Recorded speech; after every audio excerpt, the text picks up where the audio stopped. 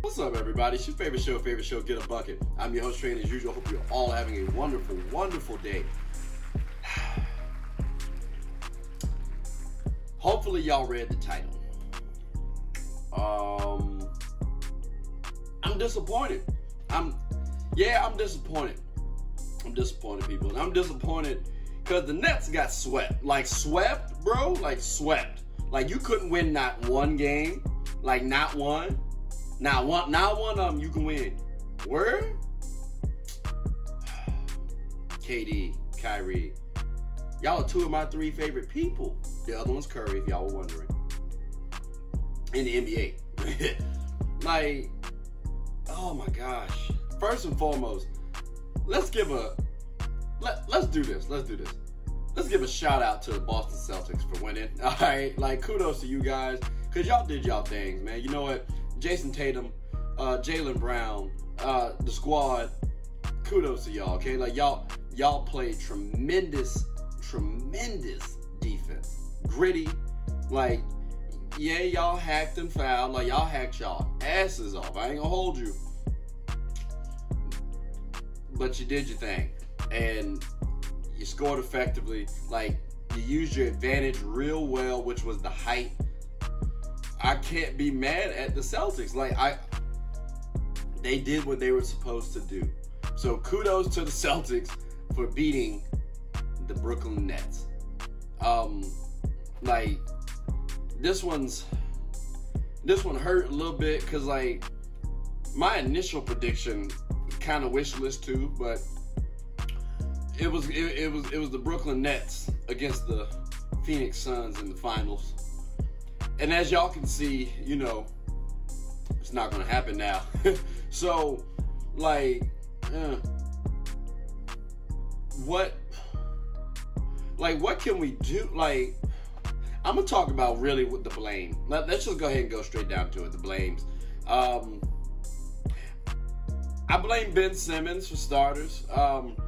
Ben, you kind of teased me. It's like, y'all remember when you first, you know, you're a young lad or young girl, you know what I'm saying? You first stumble onto porn, and then maybe just the computer crashes right when you're about to watch the video, you know what I'm saying? Something like that. Or you about to get your first piece of tail, you know what I'm saying? You about to get your first action, you know what I'm saying? And then their parents come home and you got to leave. Like that, like, that's how I felt. Like, I thought Ben Simmons was going to come back game 4 of the playoffs. I thought he was going to come back before then, but, you know, that's another discussion for another day. I will be making a video about Ben Simmons specifically, so stay tuned for that. I got a little physical therapist helping me out with that one. But thought he was going to come back. Didn't. I understand. Herniated disc. I understand. That's why I said I'm making a video about it. Just tease me.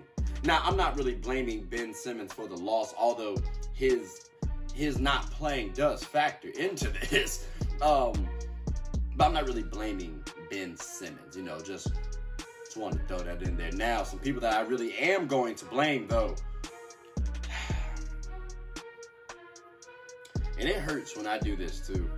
Because I remember when I first heard that this man was about to coach this team, I got excited. Steve Nash, what the hell were you doing? Like, I understand it's been a rocky year, rocky 2 years. I wholeheartedly understand that. No one has been through more turnover than you.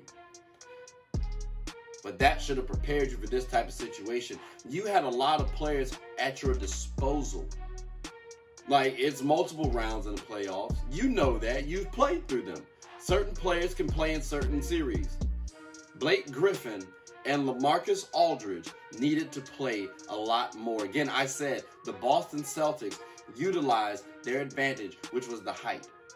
I just gave two players who are 6'9 plus and can still score. You should have played it, even if you thought other players might be more effective. They are veterans. They know how to play in the playoffs.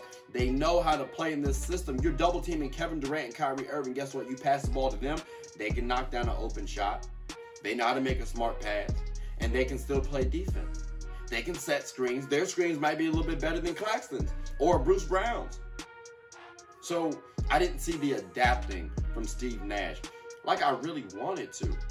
And it was kind of surprising because I know he's a point guard, Hall of Famer. And I thought he understood, matchups, personnel. KYP, know your personnel. But apparently, he did not. So that's tough. It really was a knocker for me. But I'm not going to, harp on Steve Nash too much. Because, we got some other people to talk about. Like Kyrie Irving.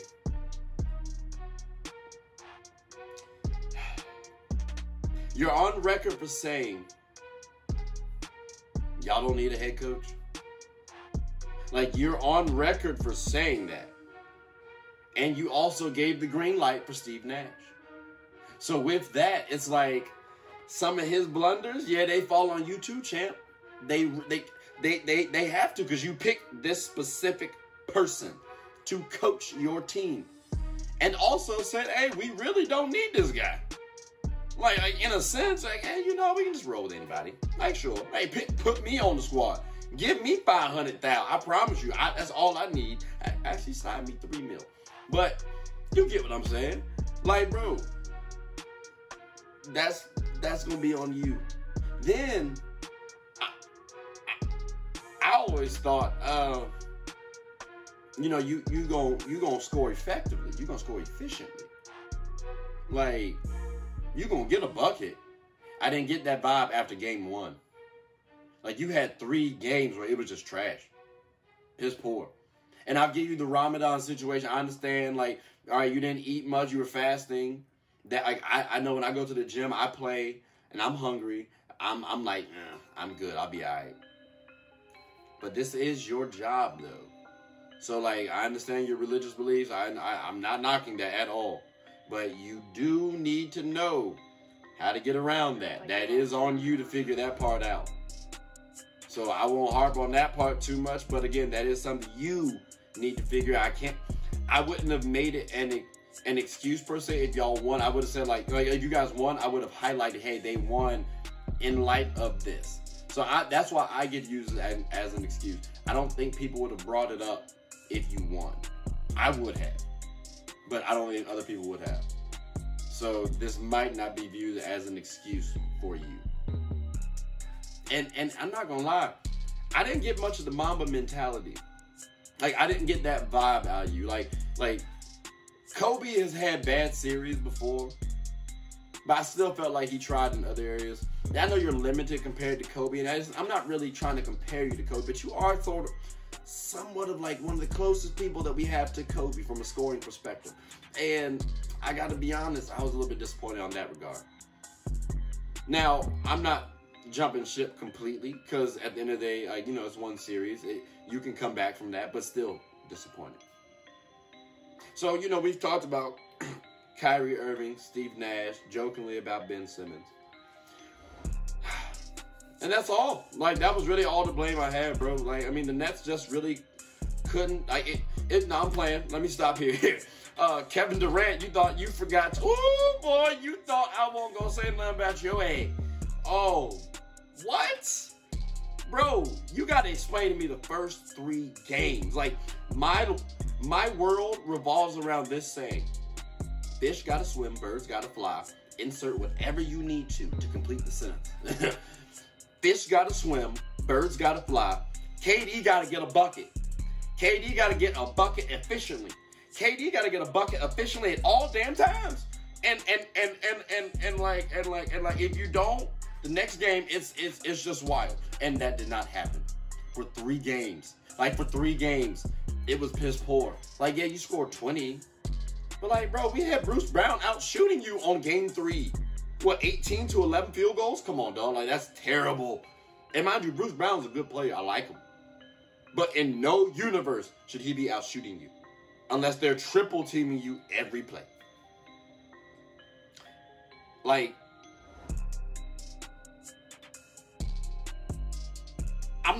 I promise you, I'm not reading nothing. It's just tough to get this next statement out. Like, bro, you look soft. Like, you look like you got punked. Like, I'm glad you showed game 4A. all right, we can get back there and get something, but that was scary to see. And as the leader, I understand, you know, you've come back from the Achilles injury, the MCL injury, and back-to-back years. You're getting older. You had a lot of pressure on you. The James Harden situation, the Kyrie mandate, Ben Simmons not playing. A lot of things have happened against you. And I could excuse a loss. I could get past a loss. The sweep hurts. I've always said stars get one game. And we couldn't get one. And there are a lot of factors as to why they couldn't get one, why that one was not obtained. It just hurts. And I'm a little disappointed by that. Like, I'm a little disappointed by that, bro. I'm not gonna lie to you. Like, next season. Oh, and by the way, I gave the Nash selection on Kyrie. It's got to go to YouTube. Both of y'all gave the green light. So for next season, I am really expecting the following things to occur. Because one, I still think the Nets are a title contender. I still do. Like, you got to remember, people, they did not have Joe Harris. And Joe Harris is 6'6", 6'7", and one of the best shooters in the league. He was considered the best when Steph and Clay were out. So that tells you right there he's top 3, maybe top 5. Worst case. And he's coming back. Then you got Ben Simmons hopefully playing. All right, he did get surgery. So hopefully that back situation will pan out. And he'll come back to the team. Let's see what happens. You also get a full season with Kyrie. I stated at the beginning it was bull because guess what? The mandate only went against Kyrie and them. Like, people, it only affected a finite amount of players. It was not there. Because anybody who was not vaccinated could come into that gym and play. So then what are you really trying to protect? So they got that fixed. So now you get a full season with Kyrie. Plus, hopefully, you bring back some of those role players like your Bruce Brown. Because you need him. He was very important to the team. Like I said, he could play. He just does not need to outshoot KD. And then, I want y'all to remember the Nets pre-KD's MCL injury. Because they were the number 1, number 2 seed at the worst. That's what this team is. And again, it was just a lot of pressure on an injured player. Now, a sweep, still hurts. Understandable, still hurts though. Just shouldn't see it at all, especially in the first half. But, next season, I want the Nets to remember this sweep. Because this is an embarrassing moment for them. And if they remember this, and everything comes back, like everything I just listed comes back the way I said, the Nets are in a really good situation to win it all next season. But the health factor does have to stay there. So that is like a little question mark, me a little asterisk. But to be fair, that's for every team. But I want to know from you guys, are you guys disappointed in Kyrie and KD? Did you guys think this would actually happen? Like, are you guys just actually not surprised? Like, you know what, bro, they're not the guys. I don't know what to tell you. Like, do I have too much faith in KD and Kyrie? Should I believe in Ben Simmons playing next season? Should the Nets just say, you know what, it's time to blow it up? Like, I don't know what to tell you. I want to hear y'all thoughts. Please like, subscribe, comment, tell anybody who's anybody about the show. My name is Trey. I'm the host of Get a Bucket. Take care.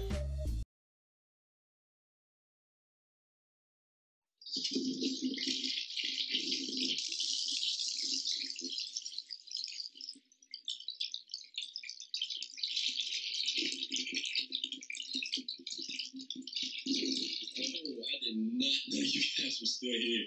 As you can see, we're at the back end of the show.